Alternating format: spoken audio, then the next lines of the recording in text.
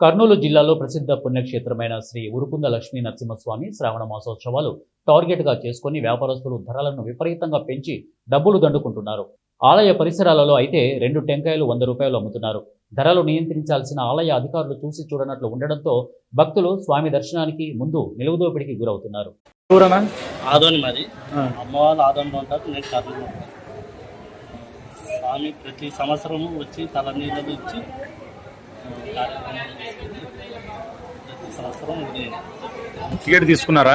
తీసుకున్నాను. ఎంత టికెట్? 40 రూపాయలు. ఇక్కడ లోపల ఏమన్నా డబ్బులు ఇచ్చినారా? 100 రూపాయలు ఒక్కొక్కరికి. ఎంతమంది చేసుకున్నారు మీరు? చేసుకున్నాము, 300 ఇచ్చినాము.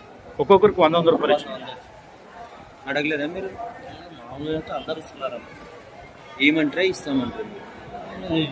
ఖచ్చితంగా ఇస్తున్నారు కాబట్టి ఖచ్చితంగా లేకుండా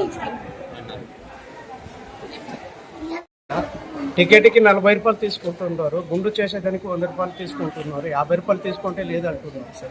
సరే ఇస్తావా లేదా అంటున్నారు, సరే ఇస్తావా లేదా అంటున్నారు, సరే ఇస్తావా లేదా అంటున్నారు. ఎంతమంది చేయించుకున్నారు? 2 సార్, నేను నా బాబా. ఎంత ఇచ్చినారు? 200. అక్కడ 40 అంటే ఏం 40 టికెట్కి 40 సార్. ఇక్కడ 100 వసూలు చేస్తున్నారు. అంటే గుండు చేసేవాడు 50 తీసుకుంటే 50కి 20 తీసుకోమంటున్నారు. ఇవ్వాల్సిందే అంటున్నారు కంపల్సరీ.